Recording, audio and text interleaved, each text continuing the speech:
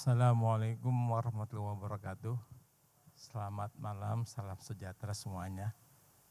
Alhamdulillah, ini yang keberapa Pak Primus ya, kita bikin awards ya. 2019 ya, jadi sejak kita COVID, saya mencoba sebagai foundation mendaftarkan diri kepada 3 lembaga. Pertama saya buat Bumi Global Carbon, saya daftarkan sebagai member daripada GRI. Karena Dohali Babel laporan keberlanjutan adalah GRI. Saya daftarkan, kemudian saya daftarkan ke TCFD sebagai member dari 19 sampai sekarang 2023. Kemudian karena banyak hutan, saya daftarkan menjadi akreditasi provider pertama dari CDP. Mungkin ada slide saya bisa ditampilkan. Nah, ini kalau bisa, ini adalah BGK, siapa BGK? Kita itu dari 20 sebagai anggota GRI, sebuah organisasi independen non pemerintah yang menyediakan kerangka untuk laporan keberlanjutan dapat diadopsi oleh semua jenis organisasi, semua negara. Dia dibentuk oleh Ceres, kemudian oleh United Nations dan juga Thales Institute. Ini jelas, ini adalah member saya. Jadi saya harus patuh dan taat apa kata GRI. Ada perkembangan, ada pertumbuhan seperti apa. Yang kedua, kita juga sebagai member dari TCFD, Task Force on Climate Related Financial Disclosure. Adalah sebuah organisasi yang didirikan pada Desember 2015 dengan tujuan untuk mengembangkan serangkaian pengungkapan risiko keuangan terkait iklim yang dapat diadopsi oleh perusahaan, organisasi, dibentuk oleh FSB, Financial Stability Board, sebagai sarana untuk mengkoordinasi, mengungkapkan antar perusahaan yang berdampak pada perubahan iklim. Dan kita juga sebagai accredited provider pertama di Indonesia untuk oleh lembaga CDP sampai 2022 saja. CDP adalah organisasi internasional yang menyediakan platform bagi perusahaan dan pemerintah kota untuk mengukur, mengungkapkan pengelolaan dan berbagai informasi upaya lingkungan. CDP merupakan platform pengungkapan yang paling transparan menurut Rate of the Rates 2019 IRM Company. Itulah lembaga foundation saya, adalah member dari ketiga lembaga ini. Nah, dalam 2023, seperti bagaimana cara kita menilai? Ya, kita lihat dulu slide berikutnya, penilaian kita.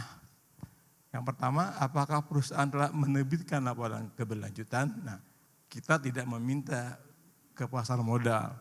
Kita mencari di data publik, yaitu berupa website. Karena pernah minta, dikirimnya lama gitu. Tadi minta Pak Primus nggak jadi-jadi gitu. Saya kita mencari di website. Siapa yang berani memberikan public expose terhadap publik sebuah laporan keberlanjutan. Kita lihat. Kemudian yang paling penting, karena saya tidak mengklarifikasi, tidak wawancara, maka saya juga menilai apakah laporan di assurance, di audit oleh lembaga assurance. Itu nilai yang paling tertinggi. Makanya ada yang sudah lengkap tapi tidak di assurance, nilainya kecil. Kenapa? Karena saya tidak mengklarifikasi. Karena saya tidak menanyakan. Jadi assurance juga bagian besar dari penilaian saya. Yang ketiga, berapa yang diungkap? Nah, kita bikin 33 faktor. Apa 33? Apa dasarnya? Slide berikutnya. Nah, ini riset kita sebelum bikin nilai dari 2019. Ini adalah hasil cohort night terhadap ESG reporting disclosure di 3 pasar modal dunia. 1 ESG reporting guide 2.0 yang pertama paling terbaik di dunia adalah Helsinki. Berapa disclosure-nya? 80,6%. Ya. Nilai disclosure transparansinya.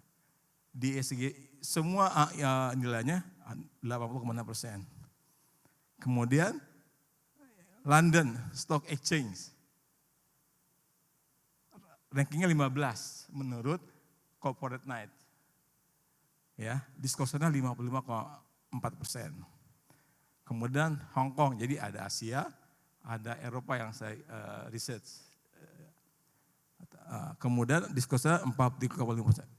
Nah ini dari sini maka kita lihat berapa yang di disclosure minimal. Ternyata ada 33 faktor.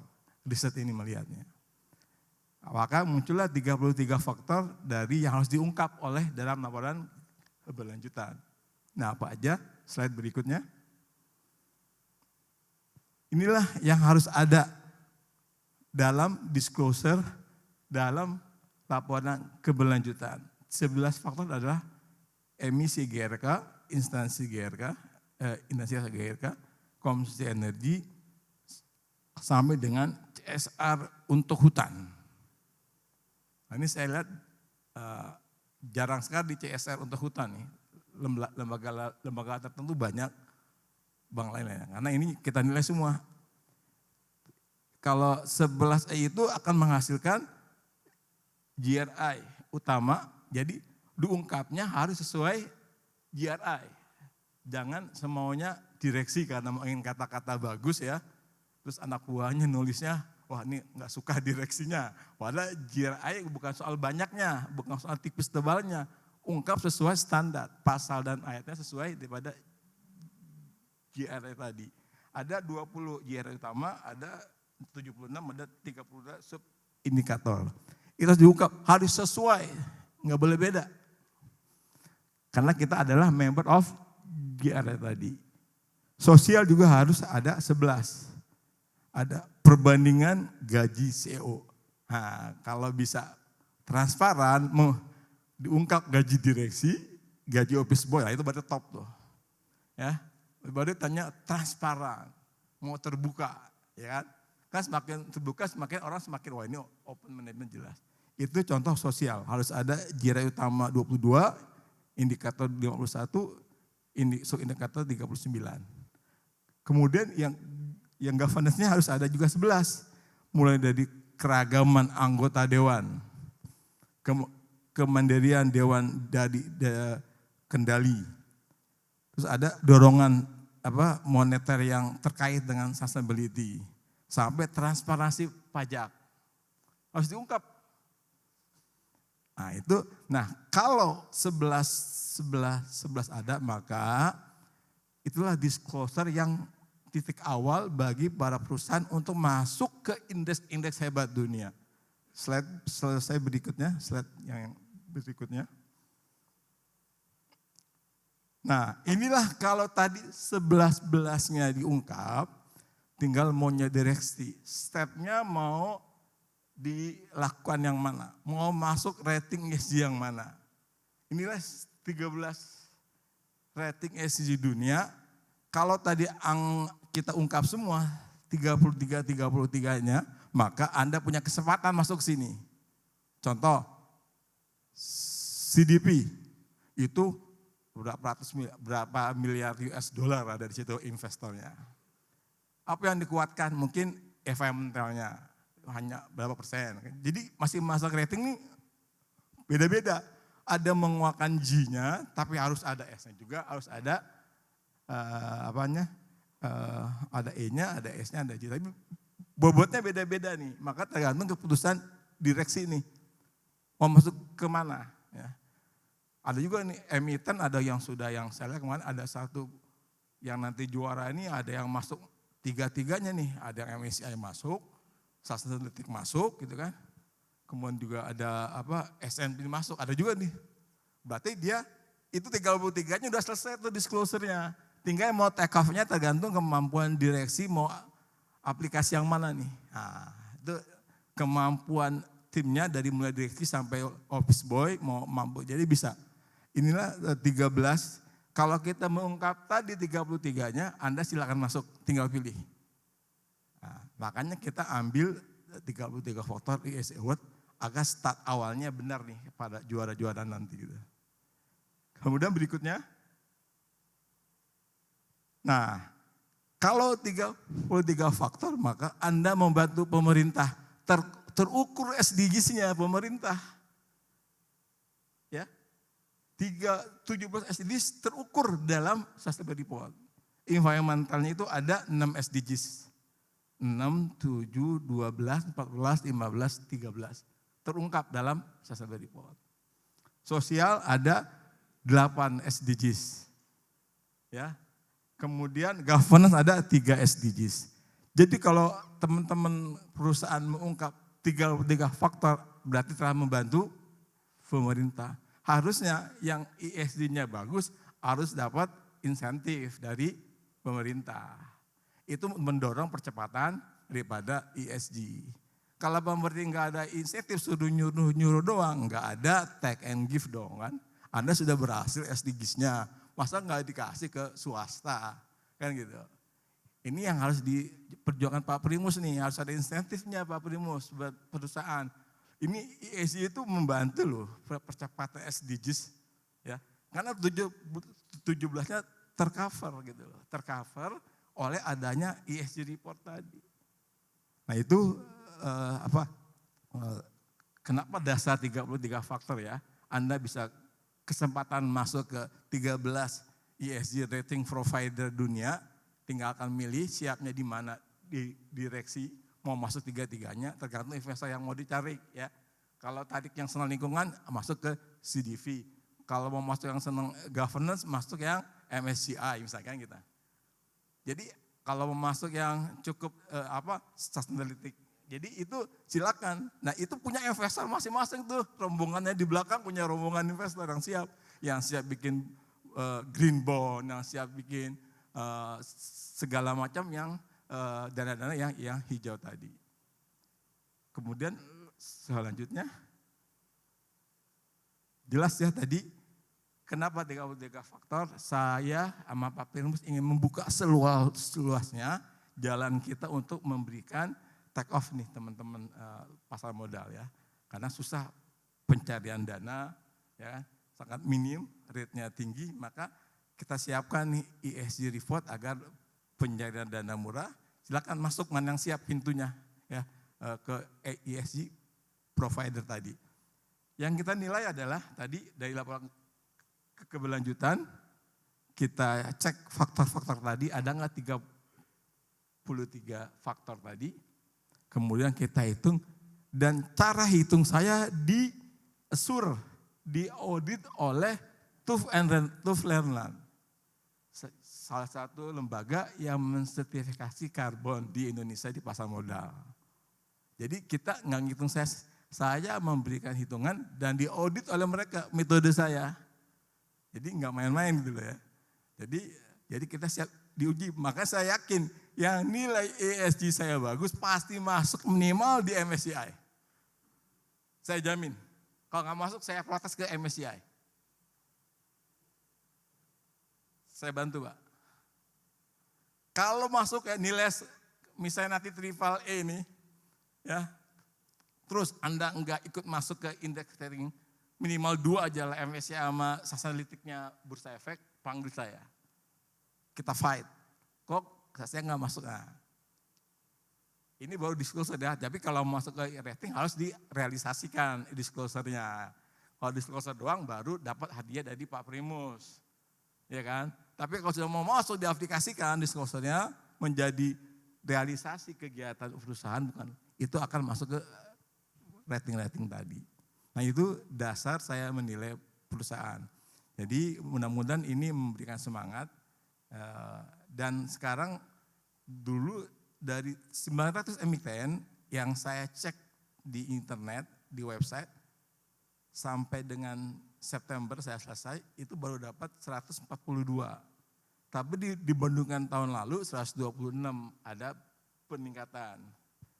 Nah dulu 2 bulan cuma 2 perusahaan, cuma 1% yang jadi reportnya. Sekarang 2 bulan sudah ada 8%.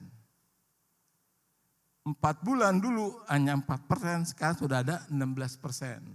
Kan dalam laporan kebelanjutan ada laporan buat tanggal berapa kan. Nah itu ada peningkatan percepatan pelaporan tanggal isunya di tahun ini. Jadi saya senang Pak, saya bilang Pak Primus ini harus kita hargai juga yang paling cepat siapa nih laporannya. Nanti kata beliau, nanti kebanyakan laporannya. Karena apa? Karena itu percepat. Oh rupanya secara riset rupanya yang mau buru-buru RUPS. Yang buru-buru itu perbankan, Februari harus jadi kan gitu. Biasanya perbankan Februari udah harus jadi tuh. Karena ada RUPS, apalagi BUMN. Wah itu kalau enggak, karena ada pergantian direksi, kalau enggak jadi dimarahin nanti corporate sekretarinya ini. Jadi rata-rata yang mau RUPS tuh, yang kebanyakan Februari selesai. Jadi intinya dari jumlahnya naik dari 129 sampai 142, naik dari 900 yang sadar, yang lainnya buat tapi kebanyakan seperti CSR atau disclose-nya salah gitu loh. Nah ini perlu bimbingan juga dari pihak OJK bagaimana membimbing karena kan banyak kan yang saya tanya apa manfaatnya, apa dampak langsungnya. Nah, itu perlu ada edukasi nih dampak langsung daripada keberlanjutan seperti apa. Nah itu selanjutnya slide berikutnya. Nah ini nanti akan saya nilai. Ya, leadership AAA. Siapa yang masuk nilainya skor disclosure-nya 100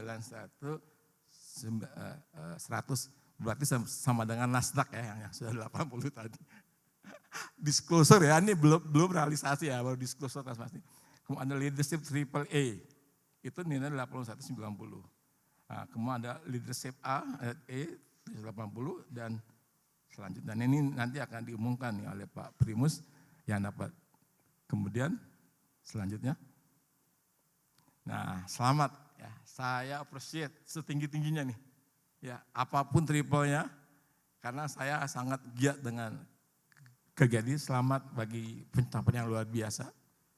Ini bukan hanya prestasi bisnis semata, melainkan pengakuan atas dedikasi dalam menjaga lingkungan, kesejahteraan sosial, dan tata kelola perusahaan yang baik.